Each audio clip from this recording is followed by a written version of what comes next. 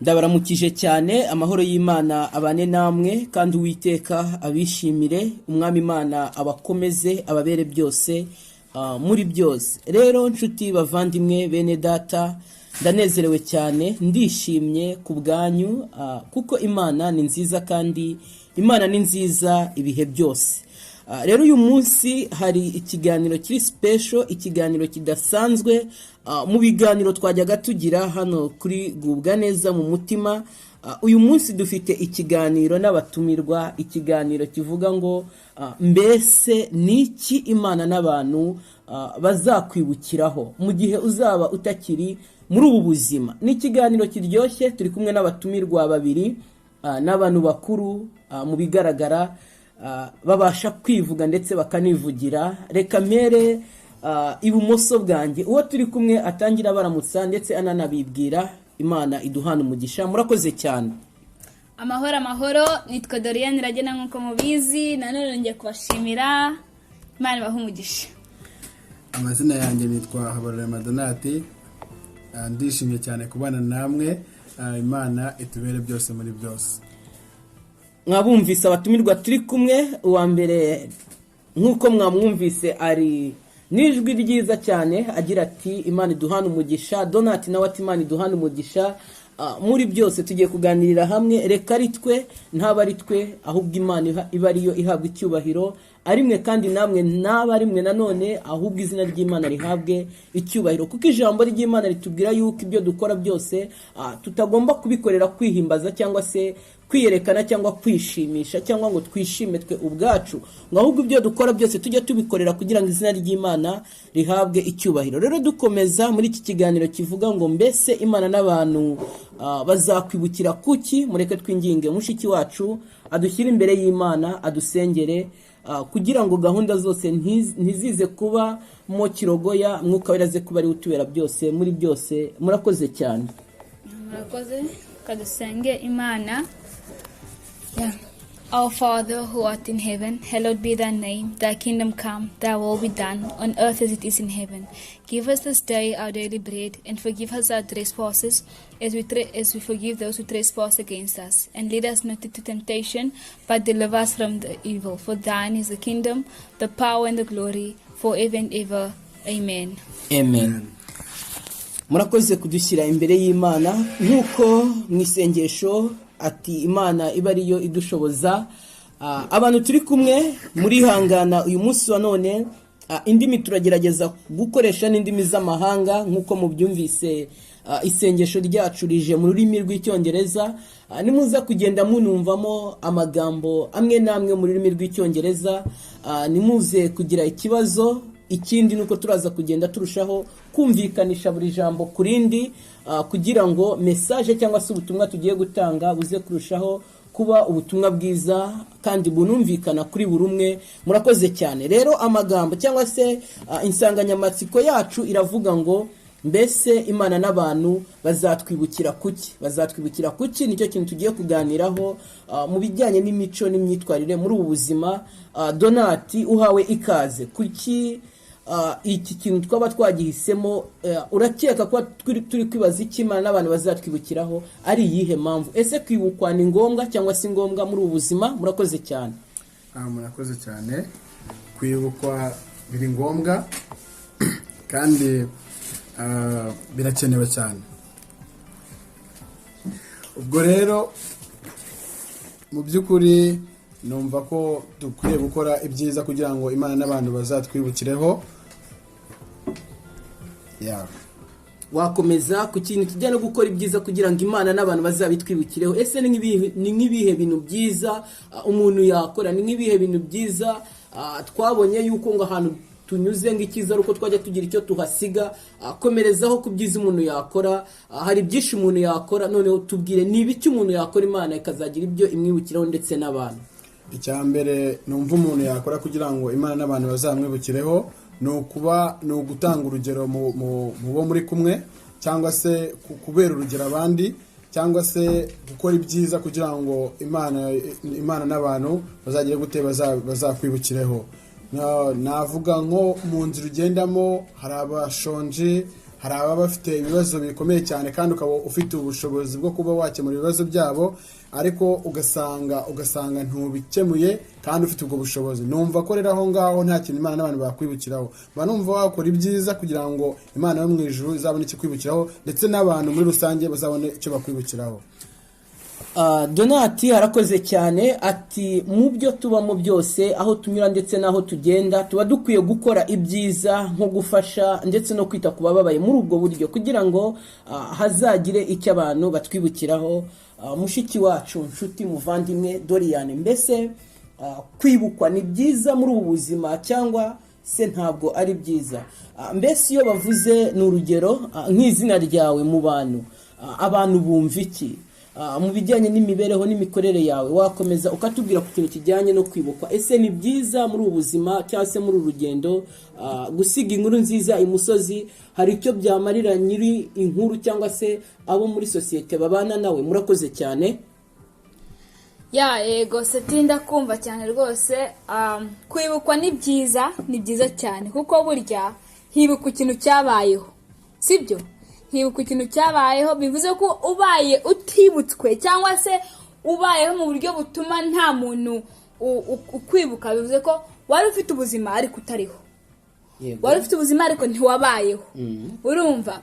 Ubwo rero kwibuka ni byiza kandi ni na ngombwa, niko nabivuga. Ikindi kubaho neza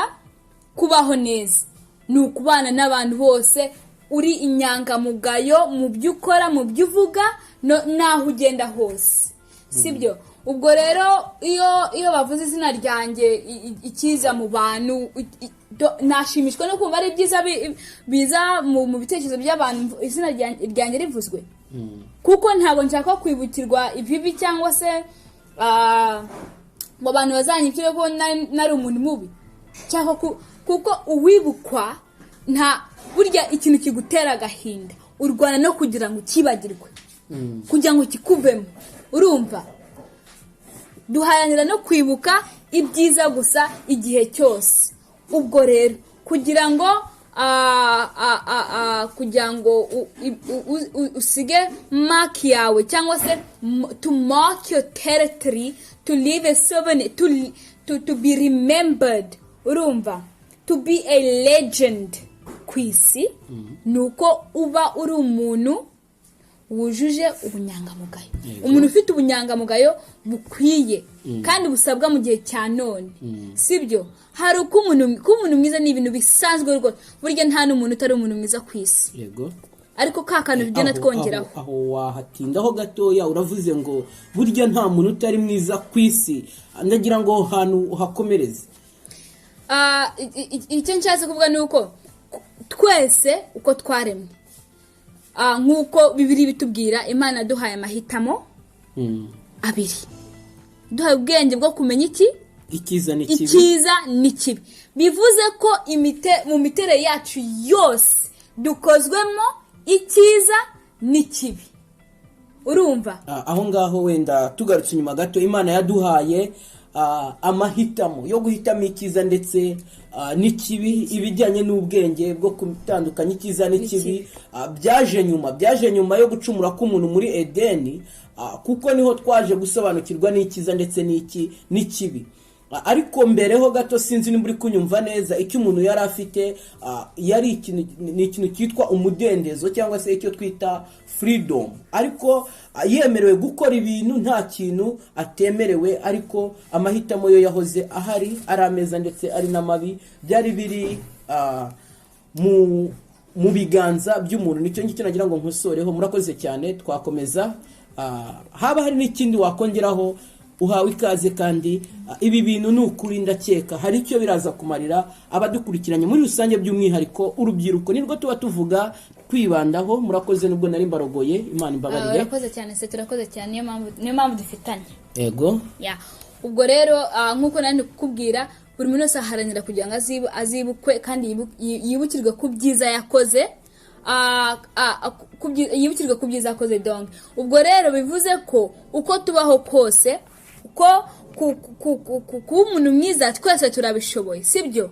Ariko siko bihinduka imibereho yacu, siko tubigira siko tubishyira muri gahunda zacu za buri munsi ko kamere muntu ni ikintu gikoze umuntu atabyiteguye mu bihe bidasanzwe. Urumva uko narakara nako nakishima, sibyo? Kandi buri muntu wese agira impuhwe, urumva. Ariko ikintu cyitwa guhozaho ibintu kabigira icyo bita, you need to take that good thing and make it your habit, make it your livelihood, ukabigira ubuzima bwawe bwa buri munsi. Urumva ubu ngubu abibuka ubu ngubu ibi ntago dukeneye abantu bibukwa ngo kubera yuko bubatse bakoze ibintu byiza bya mbere bihambaye, donc ngo wakoze imashini yo kumesa, cyangwa se ngo watekeye icyerekezo cya telefone, cyangwa se ngo uwubatse inzu ndende ya mbere ku isi. Ntago ari ibyo bikenewe muri iki gihe. Ibyo byari bya kera igihe iterambere ryari ritaraza. Ubu ngubu inyangamugayo zikeneye abibukwa ubu ngubu. Abo twebwe tuzi, abo njyewe nibuka, abo nzibuka n'abantu bangire neza mu buzima bwanjye. Yego, murakoze. N'abantu bambere inyangamugayo. Yego. Uvuze akantu ihita nibuka ibindi bintu byinshi cyane. Donati, turacyari kumwe, ndabona wagira ngo twaguheje.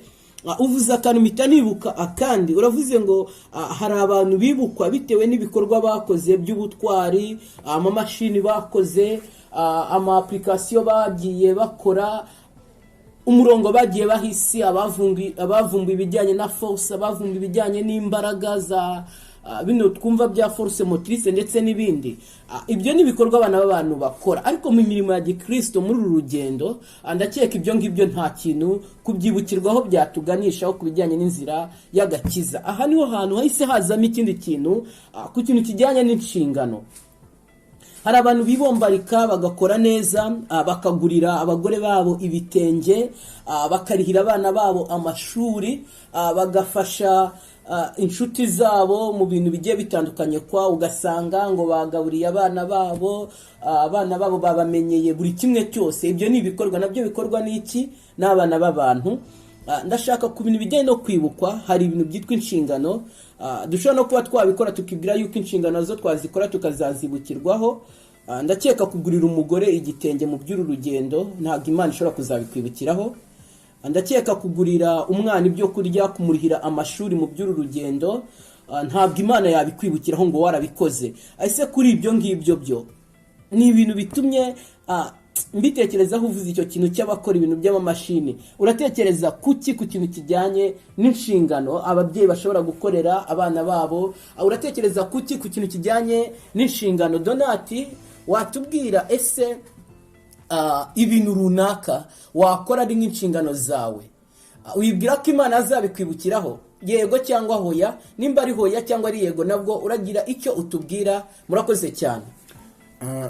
Icyo navuga, ntabwo ibintu dukorera umuryango wacu biriya ntabwo bivuze ko Imana izabitwibukiraho, kuko mu by'ukuri ziriya ni inshingano zawe, ziba ari inshingano zawe ugomba gukora. Ntabwo biri Imana n'ibyo yakwibukiraho. Yego birakenewe ko ugomba kubikora, kuko utabikoze ahubwo byaba icyaha. Nabyo ubivuge. Ni ukuvuga ngo kubera ko byaba icyaha, ni ibintu byawe ugomba gukora. Kandi ikintu twe turi gufokasingaho ni wa muntu waciyeho ukamucaho ashonje, cyangwa ukamucaho umureba. Reka dufate nk'urugero, nko kuba waca ku muntu ari ku rugendo, kandi ukamucaho uri gutwara imodoka ugasanga umusize mu nzira, utaye ku nzira. Kiriya kintu ntago kigaragara neza, ariko kariya kantu ugakoze ukamufata ukamudoropa hagiye, ni ukuvuga ngo kariya nta kantu keza uba ukoze zakwibukiraho, ndetse n'Imana ikazakakwibukiraho. Kuvuga ngo ari ikintu abantu bitiranye. Uravuga nk'ubu nkanjye nkaba mfite abana, simbakorere ibingombwa. Kiriya ni icyaha, kirenze icyaha. Ni ukuvuga ngo biriya ni ibintu nk'abantu ni inshingano. Twe nk'abantu ntabwo tugomba kubitekerezaho ngo ntabwo agaburira abana be, ngo ntagira gute. Biriya ni ibintu bikureba, we n'Imana yawe izakwibariza. Ahubwo icyo turi kurebaho ariko biriya bintu rero nanone no kubikora, kutabikora ni icyaha, ariko kubikora nta n'ikintu bizakumarira. Nta n'ikintu bizakumarira. Wakoraga iki? Inshingano zawe. Nige na Dorian dufasha aho ngaho gukora inshingano mu byo wari usabwa wowe nk'umunyeshuri. Gukora etide ni ibintu abikureba. Gukora etide ukiga ugatsinda, ibyo ni inshingano zawe. Gutsinda kwawe ntabwo ibyo ngibyo Imana izabikwibukiraho. Dufashe nawe kuri ako kantu. Murakoze cyane. Yego nk'uko Donat avuze akantu keza, avuze akantu keza cyane, ko ibyo avuze byose ni ukuri kandi bifite sense, kuko Imana ntago izahemba papa kubera ko yankunze. Ko papa ni inshingano zo kunkunda. Kunkunda ni ngombwa, ndi umwana we. Sibyo? Na uramaraso ye. Ndamaraso ye.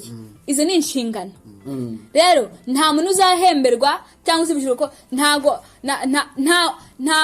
papa biragatsindwa n'Uwiteka nibwo bigomba kuba, ariko papa nihitiraho nta muntu uzamwe ngo disi mbega umugabo wakunda ngura mugabo yakundaga abana be. Ngo niba hari ikintu uzamwica nta muntu udakunda abana be.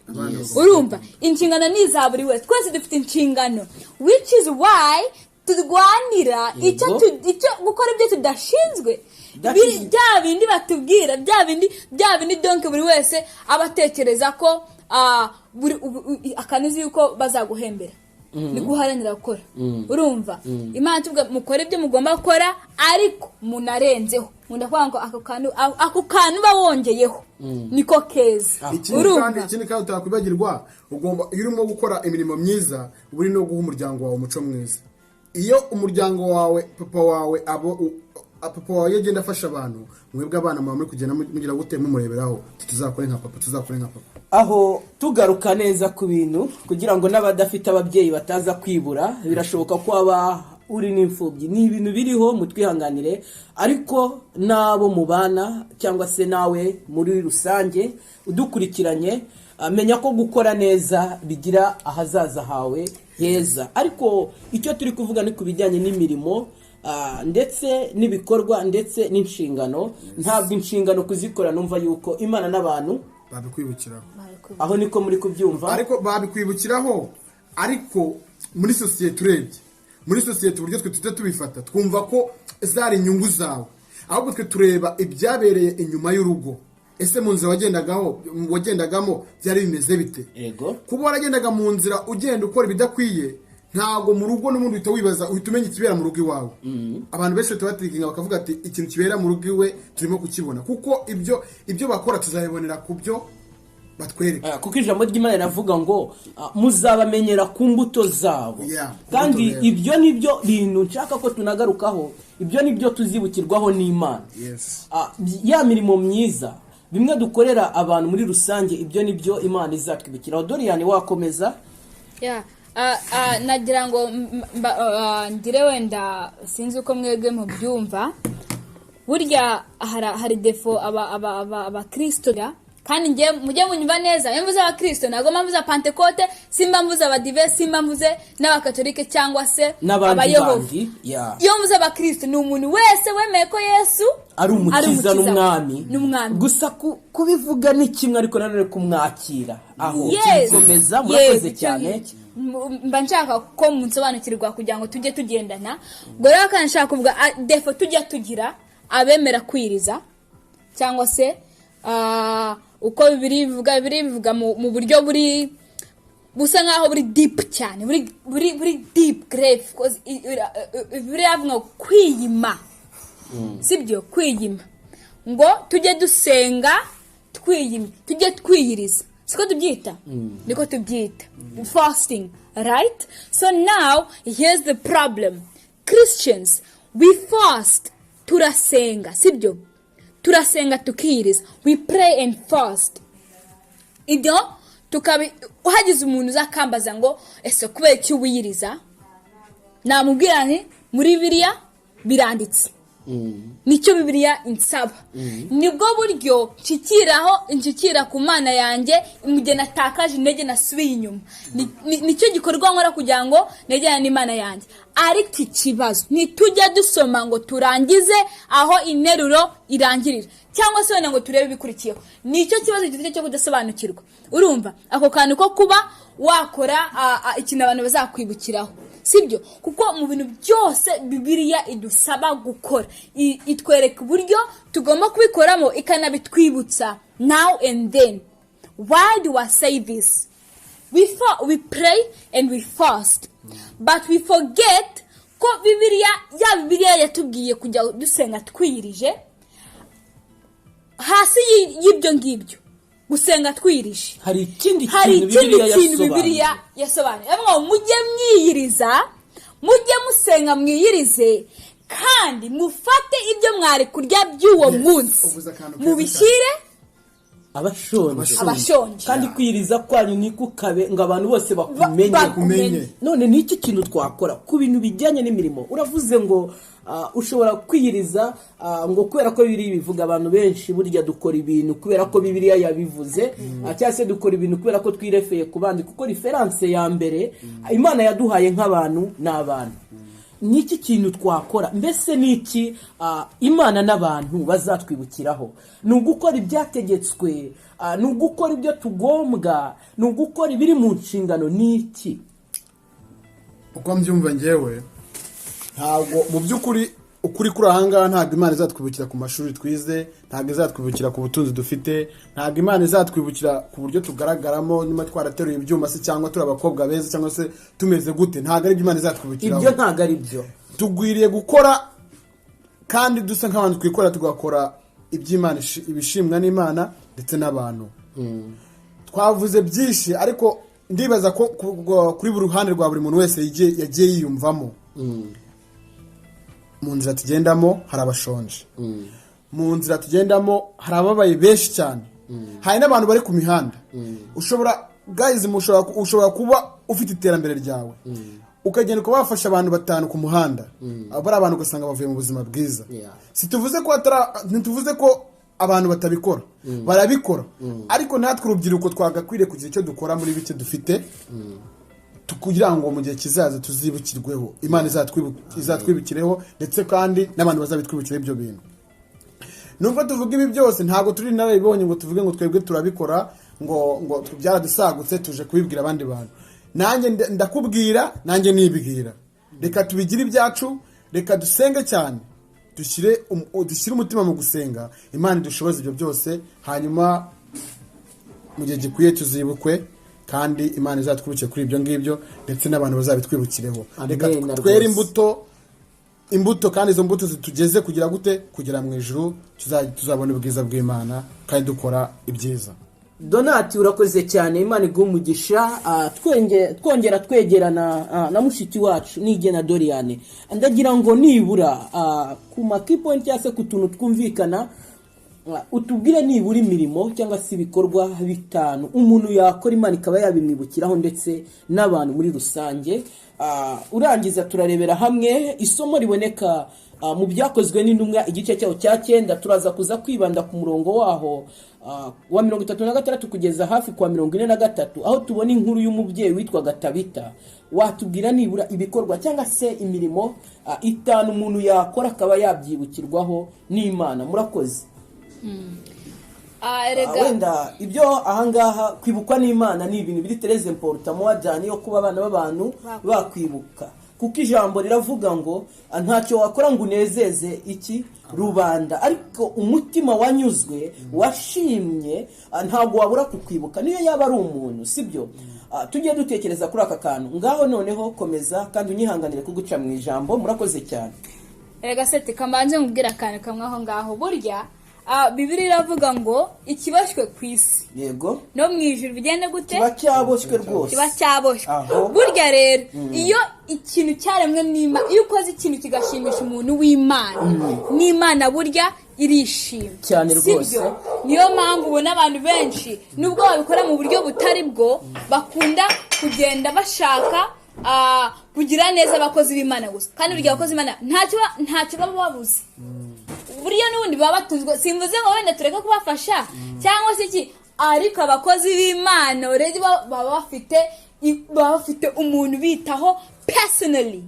Rero nk'uko Seth yarabinsabye, ntabwo ari ngombwa ko burya bikorwa, hari ibikorwa byinshi umuntu yakora, sibyo? Tutitanga wenda gusa byose bikubiye mu kintu kimwe cyitwa iki, urukundo nicyo kintu gituma wera imbuto nziza. Wabashe kwera imbuto y'urukundo, izindi zose automatically you are good, you have done what you are being asked of. Urumva good. Urabona ukunguko ufite urukundo, wabona umuntu uri ku muhanda ukavuga uriya ni mwene data, ni Imana yaturemye, ngewe nanjye ntabwo ndi umukire, wenda naryaga 50 ku munsi mfite agakirikanye gakeya reka nubwo ntamuze niwanjye ngo tubane kuko situation nanjye mbayemo ntibinyemerere reka mujyane mu rugo iri joro dusangire urumva ubundi musobanuro uti nta kundi byagenda ako niko nabashaga gukora ihangane dusangire uyu munsi usubiraho wari uri nta kundi ntabwo bidusaba gukora ikintu kinini cyane ntabwo ari ibintu bihambaye rwose kandi twibuka rero kinashaka ibikorwa bigeze muri 5 wenda sinzi ko 5 ndibo ako ndagerageza icyambere no kugira urukundo cyo byose bikubiye mu bundi urukundo ubundi kindi gihambaye kandi gikomeye gituma abantu benshi baba mu nzira y'ukuri ni umuntu utagira ibanga burya kugira ibanga uri umurokore ni ibintu biri vital you need to be can I say secretive you need to be umuntu ugira ibanga person who secretive sibyo nakuntu nakubwira ikintu out of confidence I cannot tell you something out of confidence ngo nakibwira umuntu ukurikiyeho sibyo kuko nakwizema niba ko nta wundi uzo kukibwira uri ikibwiye ushobora gusanga nawe n'ubundi akibwiye undi ibintu bikajya ugasanga baye ibintu birebire ari uko nguko abantu benshi abarokore benshi baba mu nzira kubera abagenzi babo bagenda babebera ibigusha urumva urukundo kugira ibanga gufasha abatishoboye gufasha abatifashije urumva kujya inama iturutse ku umutima wumvikanye n'ubwenge sibyo kuko burya hari umuntu kugira inama bitewe ni uko we atekereza ikintu cyangwa se abyumva cyangwa se ashaka ikintu urumva kujya inama nziza gukiranuka muri byose bivuze ngo haba ari ku kazi haba ari he ka kantu gatoya ugenda ubeshya niko kagenda gakura ugasanga ubaye umuntu utakizewe kubera ka kantu gatoya katangiye gusa gukiranuka muri byose haba ari ku mafaranga kumushyira mu rugo rwawe ku bana bawe bose niba uri umubyeyi ukavuga ikintu ukarenganya umwana wawe menya kwisubiraho ushaka uburyo umusabamwo imbabazi bitavuze ko wagutakariza agaciro muri uwo mwanya kubera ko muri Yesu Kristo nta mubyeyi nta mwana twese turi bamwe niyo mpamvu n'ababyeyi n'abana baba bakwiye kuba bamwe muri Yesu Kristo kuko ibyo dukora byose nitwe bigiraho ingaruka nitwe byafegita abadukurikiye iki kiganiro mbese Imana n'abantu niki bazakwibukiraho ntabwo turi kure y'umurongo w'ijambo ry'Imana ntabwo turi kure y'uruzitiro turacyari mu imbere mukomeze kandi Imana iduhana umugisha ikindi nashaka kuvuga muramba barako navuze ko ntabasha ngiye kurefera kuri Bibiliya ntabwo navuga ngo ibingi byanditse ngaha ariko burya mba naragerageje gusoma nubwo mba nabasha kubyibuka byose ariko muri Bibiliya haravuga ngo icyo ukuboko kwawe kw'iburyo kirekuye gitanze kigiye ukuboko kwawe kw'ibumoso niko kagenze gute niko kakimenye siko rero doragakosa urubyiruko rwa none tugira cyangwa se abantu banone muri rusange tugira burya ikintu wibukirwa no kuba inkoramutima wowe warakoze ahantu hataboneka hatanagerwa aho hantu hagerwa n'amagambo cyangwa n'ibintu birenze kumva k'umwana w'umuntu ukoze ikintu kikankora ku mutima ewana ubukoze ikintu gihambaye urumva aho hantu reka tuhatindeho gatoya urubyiruko ruri kutwumva muri ubu buryo ibintu by'inkoramutima bihita byinjira mu nkundo ahangaha hataza kuza kugira umuntu twumva muri ibi bintu bya sanse y'ibintu bijyanye n'amarelation n'ibiki turi kuvuga ibikorwa bya bindi bitacinga amarangamutima cyangwa se bikora ku muntu je vous donne un exemple cyangwa se reka mbahe urugero uyu munsi wa none uramutse ukoreye amafaranga ukayabona ukubaka inzu ibyo bintu ntabwo biba ari igitangaza so ariko uramutse wabaga ahantu imvura ikunyagira izuba imibu ari ahantu hatameze neza kwa umuntu akaza akagutungura akagukorera igikorwa cyo kukubwira ati iriya nyubako burya nayubakaga ari wowe nyubakira. Icyo ni igikorwa gikora umuntu ku mutima. Mwakomeza nagira ngo nsonora ako kantu kuko urubyiruko ntabwo ndi kubabyuzinga cyangwa ngo mvuge ngo twumva nabi, ariko hari igihe ikintu kivugwa tukajya twinjira muri sanse y'ibindi. Murakoze cyane. Hari ikindi kintu nashaka kongeraho. Yego mwagerageza kuri aka kantu Dorian yarimo kuvuga. Mu by'ukuri si n'urubyiruko gusa, kuri iki gihe abantu basigaye bajya gutanga nk'ikintu ntabwo hakibaho ibanga. Ugasanga umuntu nibyo kuko abantu baragira neza, ariko ugasanga umuntu nimba agiye guha umuntu ikintu agiye gushaka abanyamakuru agashyira kuri social media, akereka abantu bose ikintu cyose agiye kumuha, akamwereka nimba ari umucira amuzaniye akamumurikira, nimba ari matara amuzaniye akamumurikira, akagenda akareba aho yararaga akamwereka, akereka ni buri kintu cyose nta buriri yagiraga nayo matora. Nibyo kuko kubera ko kuri iki gihe impamvu nanone nabigarukaho abantu bafite kwikunda cyane, ntago bagikorera imirimo ngo bazagire, ntago bashaka kwibukwa uko nge nabivuga. Kandi muri Matayo niho biri. Komeza. Ni ukuvuga ngo nibyo kuko bari abantu uko biri kose ushobora kugenda bitewe na situation y'iki gihe, ushobora kugenda ukavuga ati uyu muntu ntabwo ngiye nabona ukuntu umufasha, ukagenda ugafotora ukaba wakwereka abantu. Ariko se hari n'undi muntu ufite uburyo yamufasha n'ubundi kugira ngo yajya kumufasha akabanza akajya kubimurika. Ako kantu wenda hari uburyo ushobora kubona ikibazo cy'umuntu ukaba wakigeza ku bandi kugira ngo ubone ikintu cyitwa inkunga, wa muntu afashwe, ibintu bikunde bikemuke, ukomeze wibuke ahantu wari uri kuko urahita ukomerezaho. Ariko ukavuga uti kuko njyewe nta byishoboza, wenda reka ngire ikintu ngaragaza, like iyo ushaka kwerekana proof mu bundi buryo bavuga gute, kugira ngo evidence. Wenda urashaka kwereka abantu ibintu, hano hari umuntu umeze ukunuko, wenda urafotoye kugira ngo ubone iki, ubone support kwa. Nibwo muri ubwo rugendo ushobora kubikora. Ariko hari n'uwa mugani afite amikoro agakora n'ibintu bikarangira, komereza aho hantu niho wari uri. Akaba kugira ngo ajye gukora cya kintu akabanza akajya kubishyira ku mugaragaro ngo yereke abantu ko yakoze. Ntabwo ngenekereza ko biriya bintu bizibukwa kuko uba ufite ubushobozi. Kuba ufite ubushobozi n'ubundi byanze bikunze kuba uri kubikora, wa muntu uri kubikorera ni Imana yawe. Uriya muntu ashobora kubyibuka kurenza abantu 250 bashobora kuba babibona, kandi Imana ikaba ari byo igushimira cyane. Ntabwo nibaza ko kuba wagenda ugashyira ku karubanda ibyo ugiye gukora, ukerekana uburyo ukora, ari bwo wakwibukwa neza cyane. Bivuze ko icyo kintu urakinenze. Icyo kintu ndakinenze, ariko sinzi ukundi kuntu, sinzi mwebwe uko icyo mubitekerezaho. Ese ni byiza? Tugana ku musozo Dorian, tubwire kuri icyo kintu wowe urabyumva gute? Yararimo abivuga, mbona ubaye nk'ufashijwe ukuntu ngo umvugiye akantu. Baravuga ngo inka umukamo itanga ushobora guhaza umudugudu.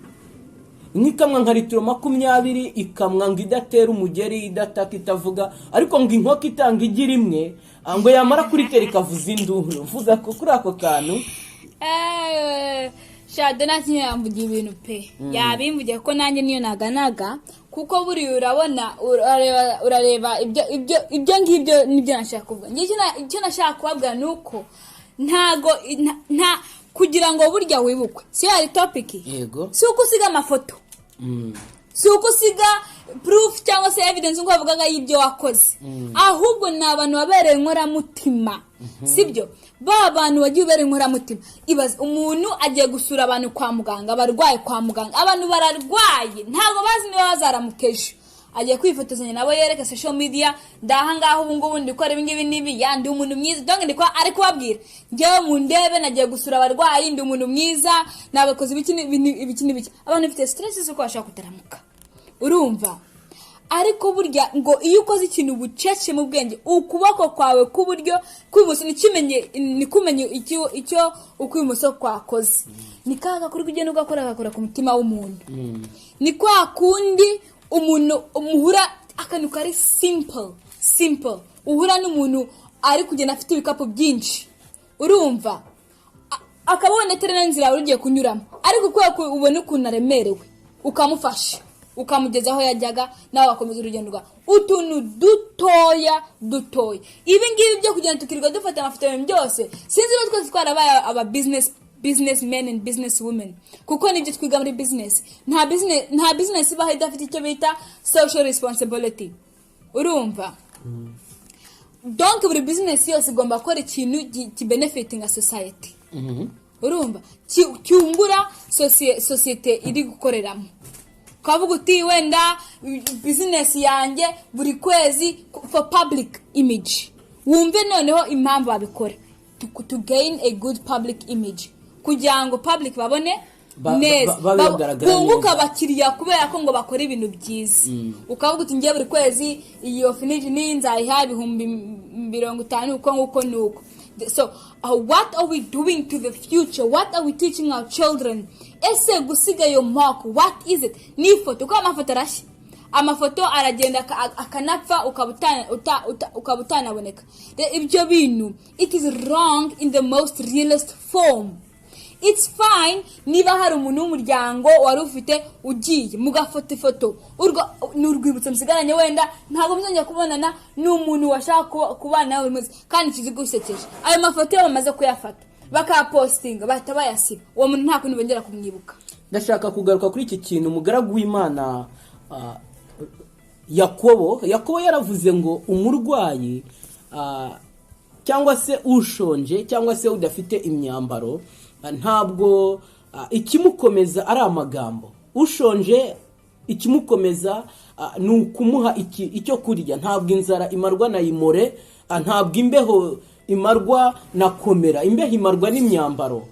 Kuri iki kintu kijyanye n'imirimo myiza, tugaruka gato ku byanditswe ahangaha mu byakozwe n'intumwa igice cyaho cya 9 ku murongo waho wa 36, ndagerageza gusoma amagambo uri buze kuza kumva kuryo wayashyira mu rurimi rw'icyongereza uze kugerageza, kuko iyi deba cyangwa se iki kiganiro turi kugirana abatwumva muri rurimi rw'ikinyarwanda n'ababasha kuba bakumva ururimi rw'icyongereza ikinyarwanda kitaborohera nabo hari icyo batoramo. Ariko dukomeza ukurikira neza mu byakozwe n'intumwa igice cyaho cya 9 Acts chapter 9 ku murongo wa 36 verse 36 hari umutwe w'amagambo uvuga Petero azura Tabita. Reads Peter brings back to life Tabitha. Uyu Tabita yari umugore w'umwigishwa kandi yari umugore wakoraga imirimo. So aha ku murongo wa 36 baravuga ngo kandi Iyopa hari umugore w'umwigishwa witwaga Tabita, bisobanurwa ngo Doroka. Uyu mugore cyangwa se uwo mugore yakoraga cyangwa se yarangwaga n'imirimo myiza myinshi, yakoreraga abantu bagiye batandukanye. Muri iyo minsi ngo uyu mugore ngo yararwaye agera kure bigezaho naho agenza gute apfa. Ariko ngo kubw'imirimo myiza yakoreraga abantu, kubw'ibintu byiza yakoreraga abantu, kuri cya kindi cy'Imana n'abantu icyo bazakwibukiraho, ngo uyu mugore yararwaye agera kure agenza gute arapfa. Ariko ngo hano Iyopa ngo hari bugufi bwaho bita hano Iyopa no mugore yaratuye hari bugufi bwaho bitaga Iluda, ngo kandi niho Petero yaragenje gute yarari. Rero amaze kurwara amaze gupfa ngo abantu bararize amarira bamenshi bararira bati Tabita arapfuye.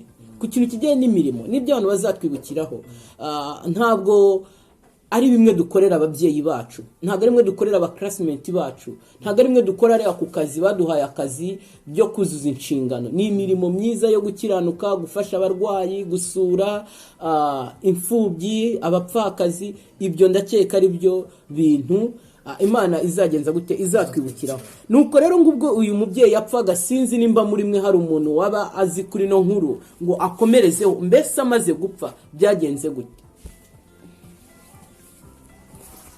Amaze gupfa abantu baratatse cyane, nkuko yavuze abantu baratatse cyane, kuko Tabita impamvu abantu batatse cyane nkuko umutwaro avuga ko Petero aje kumuzura, nuko burya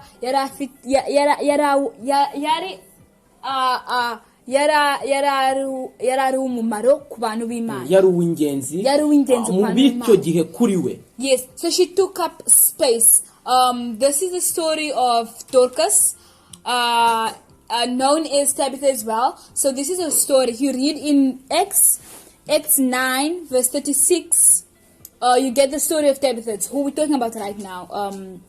Topic being, what will God and His people remember you by? What mark are you leaving on earth? What mark are you leaving in your people? What is your souvenir to the earth? What are you leaving for the earth? What are you leaving for your for the next generation? What will we remember you from spiritually? And basically, what people remember about you, or will remember you by, and what God will remember you by. Remember, it goes hand in hand. So what the people of God appreciates, so will God appreciate. What the people of God love, God will also love. As the word of God says, what is I'm going to put in my own words now, and I quote again my own words. What the people how can I say this? What the people do not accept on earth, so it's the same in heaven. That thing also not be accepted in heaven either. Which brings us down to the story of Dorcas. Dorcas was a very good woman. She did very well for the community that she lived in. She sewed clothes for them. People loved Dorcas because Dorcas took up space. She took up space in her community. She did good deeds. She served her people. And therefore, when she died, people wept and cried because they had lost an asset. They had lost somebody valuable in their community, in their society. And then this came down to Peter, bring her back to life. Because the people did not agree with her dying. They believed they still needed her. And God said, you know what, my people, what you want, I shall give. And then Peter brought her back to life. So we are asking, what do you think? Why? What happened after Tabitha died? What were people saying? What was running through their mind? What made them grieve? What was so amazing about her that she had to come back to life?